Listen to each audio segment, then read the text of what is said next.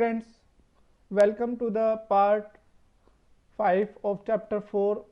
पिछले पार्ट के अंदर हमने chemical properties of metal and non metal start कराया था, जिसके अंदर हमने आपको reaction of metal and non metal with oxygen आपको कराया था, जिसमें जो मेटल्स होती हैं वो ऑक्सीजन के साथ रिएक्शन करके मेटल ऑक्साइड देते हैं और जिनकी नेचर बेसिक होती है और एम्फोटेरिक भी हो सकती है। ठीक है। और जो नॉन मेटल होती है वो ऑक्सीजन के साथ रिएक्शन करके नॉन मेटल ऑक्साइड बनाते हैं, जिनकी नेचर एसिडिक और न्यूट्रल हो सकती है।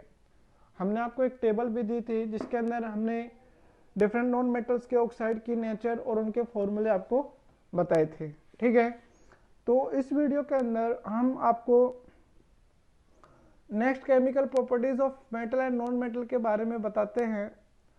तो आइए देखते हैं नेक्स्ट प्रॉपर्टी कौन सी है।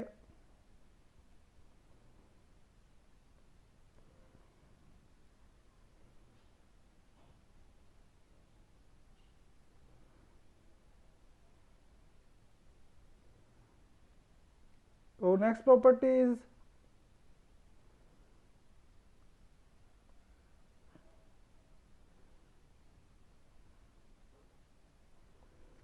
That is second chemical properties of metal and non metal. तो सबसे पहले हम रिएक्शन विद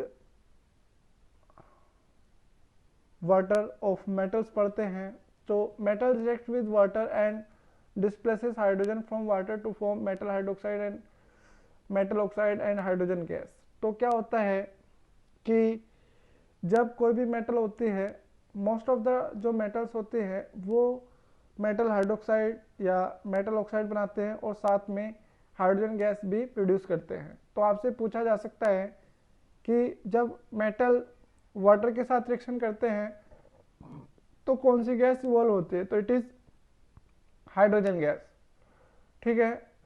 तो यहाँ पर जो मेटल की रिएक्शन होती है वो अलग अलग होती है। मीन्स वो रिएक्शन जो होती है मेटल्स की, वो मेटल की रिएक्टिविटी और वाटर के टेम्परेचर के ऊपर डिपेंड करती है। कुछ मेटल्स ऐसी होती हैं जो कोल्ड वाटर के साथ रिएक्शन कर लेती हैं, कुछ मेटल ऐसी होती हैं जो सिर्फ हॉट वाटर के साथ ही रिएक्शन करेंगी, और कुछ मेटल्स तो ऐसी होती हैं जो स्टीम के साथ ही रिएक्शन करती हैं, और कुछ मेटल्स ऐसी होती हैं जो वाटर के साथ रिएक्शन करती ही नहीं है। चाहे आप उनको कितना ही हाई टेम्परेचर दे दो, चाहे स्टीम दे दो, स्टीम का कितना ही टेम्परेचर बढ़ा लो, लेकिन वो मेटल वाटर के साथ रिएक्शन करती ही नहीं है। ठीक है। तो सबसे पहले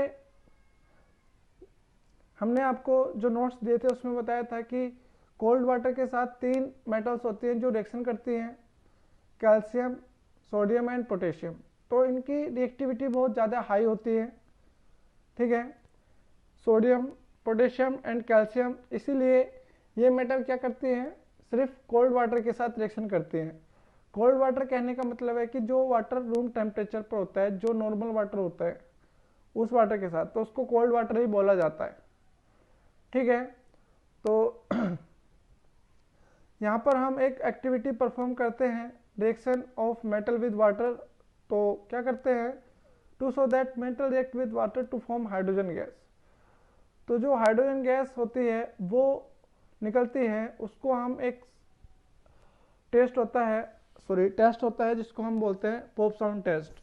तो जो पॉप साउंड टेस्ट होता है वो क्या होता है, उसमें वो हाइड्रोजन की प्रेजेंस के लिए किया जाता है, मतलब हाइड्रोजन की प्रेजेंस को डिटेक्ट करने के लिए परफॉर्म किया जाता है।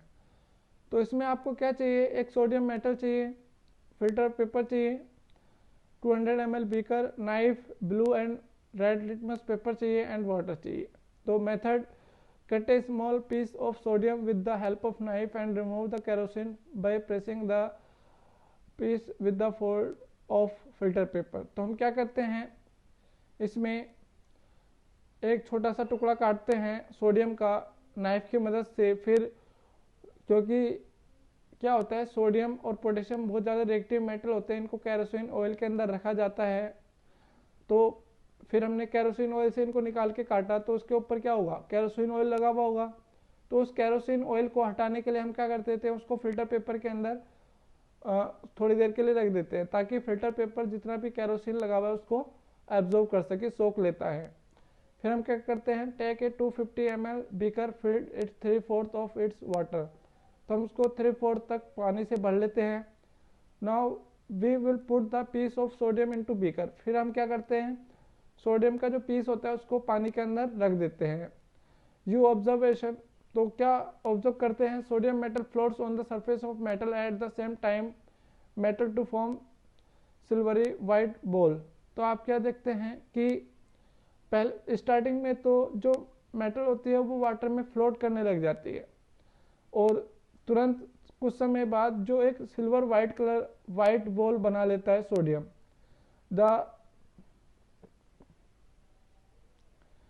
जो सिल्वर वाइट बॉल बनती है वो डार्ट्स करती है, मतलब इधर उधर घूमने लग जाती है, और उसमें से एक हिसिंग साउंड प्रोड्यूस होने लगता है, और उसमें से छोटे छोटे बबल्स निकलने लगते हैं जिसको हम बोलते हैं हाइड्रोजन गैस। ठीक है, the silvery white ball gradually become smaller in size and catches fire. तो धीरे धीरे करके जो सिल्वरी वाइट कलर की बॉल बनती है वो साइज में छोटी होने लगती है और फायर कैच कर लेती है।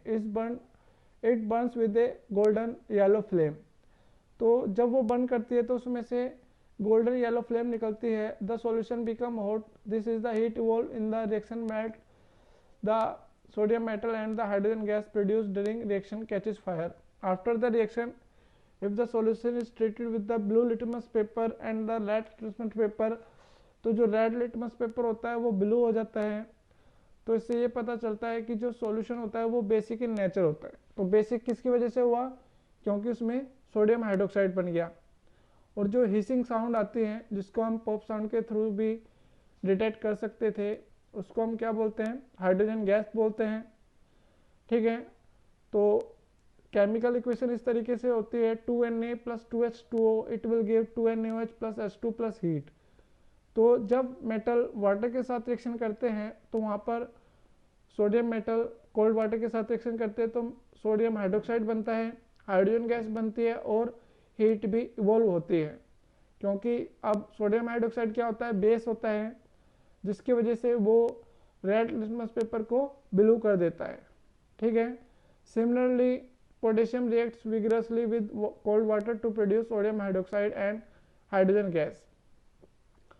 तो इसी तरीके से जो पोटेशियम होता है वो भी कोल्ड वाटर के साथ रिएक्शन करता है, हाइड्रोजन गैस प्रोड्यूस करता है और हीट प्रोड्यूस करता है। 2K + 2H2O it will give 2KOH + H2 + heat.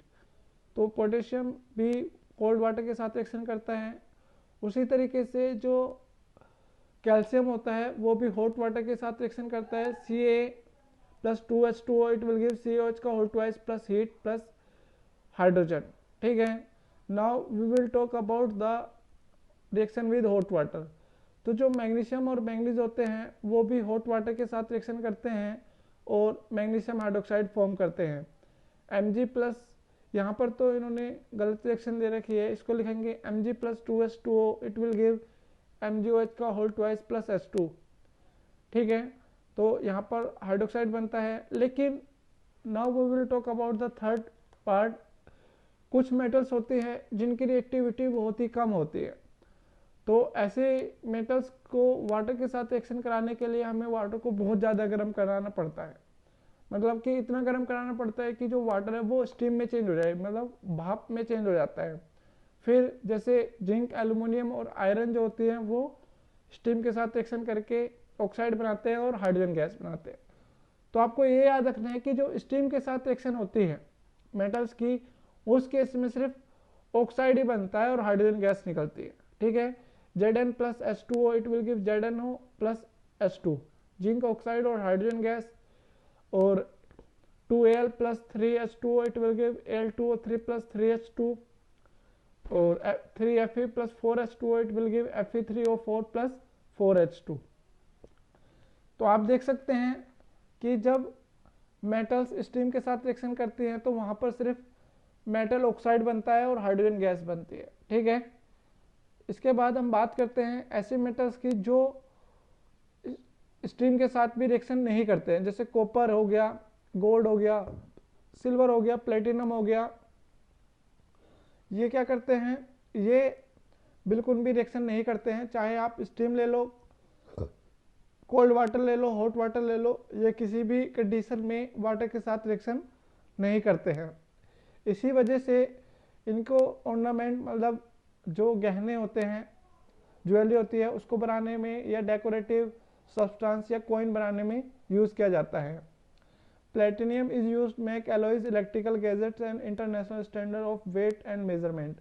इसी वजह से जो प्लेटिनियम होता है उसको एलॉय बनाने में, इलेक्ट्रिकल गैजेट्स बनाने में और इंटरनेशनल स्टैंडर्ड जो होते हैं वेट और मेजर्स के, उनको बनाने में यूज़ किया जाता है। क्योंकि ये तो रिएक्शन करेंगे ही नहीं, तो इसके लिए इनका मास एज इट इज़ रहेगा। ठीक है, now we will talk about the reaction of non metal with water. तो जितनी भी नॉन मेटल होते हैं वो वाटर के साथ रिएक्शन नहीं करते हैं। ठीक है, तो आपके पास अभी तक दो केमिकल प्रॉपर्टी आई हैं मेटल और नॉन मेटल की। एक आती है रिएक्शन विद ऑक्सीजन, दूसरी आती है रिएक्शन विद वाटर। ठीक है, तो रिएक्शन विद ऑक्सीजन में मेटल बेसिक ऑक्साइड बनाते हैं और जो नॉन मेटल होते हैं वो एसिडिक ऑक्साइड बनाते हैं। मेटल वाटर के साथ रिएक्शन करते हैं, हाइड्रोक्साइड हाइड्रोजन गैस और हीट देते हैं, और नॉन मेटल जो होते हैं वो वाटर के साथ रिएक्शन नहीं करते हैं। तो आपको पूछा जा सकता है कि जो मेटल और नॉन मेटल है उसके बीच में उसकी दो केमिकल प्रॉपर्टीज का डिफरेंस लिखिए। तो आप बता सकते हैं, एक केमिकल प्रॉपर्टी हो गई रिएक्शन विद ऑक्सीजन, दूसरी केमिकल प्रॉपर्टी हो गई रिएक्शन विद वाटर। ठीक है, तो इन दोनों प्रॉपर्टीज के बाद जो थर्ड प्रॉपर्टी आती है उसको पढ़ने से पहले हमें मेटल्स की रिएक्टिविटी के बारे में पढ़ना पड़ेगा, तभी हम नेक्स्ट प्रॉपर्टी की तरफ जा सकते हैं। तो रिएक्टिविटी के बारे में हम नेक्स्ट पार्ट में पढ़ेंगे। आजकल सिर्फ इतना ही, जितनी भी रिएक्शंस हमने आपको लिखाई हैं, ठीक है, वो बुक्स के अंदर नहीं है, वो मैंने लिखाई हैं, वो आपको याद करनी है। वो सैनिक के पर्सपेक्टिव से बहुत ज़्यादा इम्पोर्टेंट है। सैनिक स्कूल में बहुत सारे रिएक्शंस पूछे जाते हैं। ठीक है, तो आप चाहो तो जो आपकी सैनिक वाली बुक है उसके अंदर जो मेटल और नॉन मेटल वाला पार्ट है उस वहाँ से क्वेश्चंस कर सकते हैं, वन वर्ड टाइप। ठीक है, और मैं आपको प्रोवाइड करा सकता हूँ क्वेश्चंस एमसीक्यू बेस्ड, जो आपके मेटल और नॉन मेटल के ऊपर बेस्ड होंगे। इस चैप्टर के बाद हम कराएंगे। ठीक है, तो आज के लिए सिर्फ इतना ही। इस वीडियो को लाइक कीजिए, शेयर कीजिए, और अगर आपने चैनल सब्सक्राइब नहीं किया है तो उसको सब्सक्राइब कीजिए। ठीक है, और घर पर रहिए, सेफ रहिए और पढ़ते रहिए। Thank you.